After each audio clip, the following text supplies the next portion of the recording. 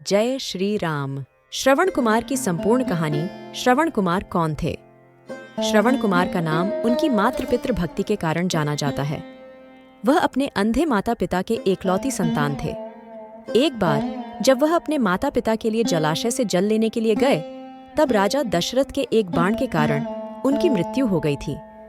जब भी बात माता पिता की सेवा करने की आती है, तो श्रवण कुमार का नाम सबसे पहले आता है। यह बात त्रेता युग की है, जब भगवान राम के जन्म से थोड़े समय पहले श्रवण कुमार नाम का एक लड़का था। श्रवण कुमार के माता पिता अंधे थे, इसलिए उन्होंने बड़ी ही मुश्किलों और कठिनाइयों से लड़ते हुए श्रवण कुमार को पाला था। इसलिए जब श्रवण कुमार लायक हो गए, तब वह अपने माता पिता की सेवा करने लगे। एक बार श्रवण कुमार के माता पिता ने इच्छा जताई कि वे तीर्थ धाम की यात्रा करना चाहते हैं। तब श्रवण बांस की 2 बड़ी बड़ी टोकरियां लेकर आए और उन्हें बीच में एक मजबूत लकड़ी से बांध दिया। इस तरह वह एक तराजू की तरह बन गया, जिसमें उन्होंने एक टोकरी में अपनी माता को बिठाया था, तो दूसरी टोकरी में अपने पिता को बिठाया और लकड़ी के बीच में अपना कंधा लगाकर उठा लिया और अपने माता पिता को तीर्थ धाम की यात्रा पर लेकर चले गए। जब लोगों ने यह देखा कि एक पुत्र अपने अंधे माता पिता की किस तरह सेवा कर रहा है, तो उनका नाम मातृपितृ भक्त श्रवण के रूप में प्रख्यात हुआ।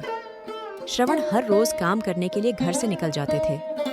इसके बाद वह जंगल से लकड़ियां काटने के लिए जाते और अपना चूल्हा जलाने के लिए लकड़ियां जंगल से बटोर कर लाते। उसके बाद चूल्हा जलाने के बाद वह अपने माता पिता के लिए खाना बनाते। श्रवण इतनी मेहनत करते देख उनके माता पिता हमेशा यह सोचते थे कि वह कब इस उलझन से मुक्त हो पाएंगे। श्रवण की माता घर के काम करने के लिए श्रवण को मना करती, लेकिन फिर भी श्रवण कुमार अपना कर्तव्य मानकर घर और बाहर का हर काम स्वयं करते थे। एक रोज श्रवण कुमार खाना बना रहे थे, तब उनके माता पिता ने उनसे कहा कि उन्हें प्यास लगी है। अपने माता पिता की प्यास बुझाने के लिए श्रवण कुमार नजदीकी जलाशय से जल लेने के लिए चल पड़ते हैं। जब श्रवण जलाशय से जल भर रहे थे, तब उनके बर्तन से ऐसी आवाज निकल रही थी जैसे कोई जानवर पानी पी रहा हो। ठीक उसी समय अयोध्या नगरी के राजा दशरथ शिकार के लिए जंगल में आए हुए थे। राजा दशरथ के पास शब्दभेदी बाण चलाने की कला थी, जिसमें वह केवल ध्वनि सुनकर अपने बाण को निशाने पर मार सकते थे। श्रवण कुमार पानी भर रहे थे। उनके बर्तन से निकलने वाली ध्वनि जब दशरथ ने सुनी, तो उन्होंने सोचा कि वह कोई पशु है जो कि जल पी रहा है।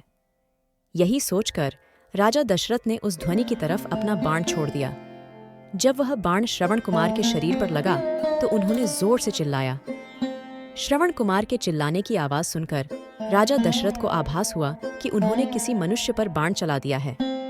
अपने घोड़े से उतरकर राजा दशरथ तुरंत उस जगह पर पहुंचते हैं जहां पर श्रवण घायल अवस्था में पड़े थे। राजा दशरथ को अपने किए पर ग्लानि महसूस होती है और वह मन ही मन बहुत दुखी होते हैं और श्रवण कुमार से क्षमा मांगने लगते हैं। श्रवण कुमार उन्हें धीरज बंधाते हुए कहता है कि महात्मा, आप जो भी हो, मेरा केवल इतना काम कर दीजिए। मेरे माता पिता अंधे हैं तथा वह नजदीकी कुटिया में मेरी प्रतीक्षा कर रहे होंगे। आप यह जल ले जाइए और उनको पिला दीजिए।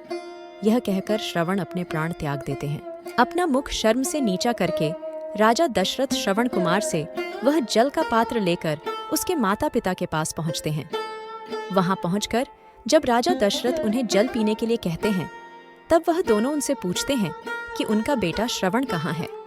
तब मन में दुखी होते हुए गिलानी से भरपूर राजा दशरथ उन्हें सारा वृतांत बताते हैं कि वह उनके अपराधी हैं तथा उनके फूल के कारण उनके पुत्र श्रवण कुमार की मृत्यु हो चुकी है।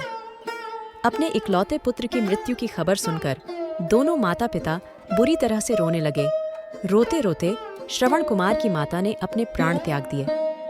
तब श्रवण के पिता ने राजा दशरथ से कहा, हे राजन, तुम्हारे एक भूल के कारण मेरे पूरे परिवार का विनाश हो गया। पहले मेरा पुत्र मारा गया और अब मेरी पत्नी ने भी प्राण त्याग दिए, तो अब मैं भी अपने प्राण त्यागने जा रहा हूँ।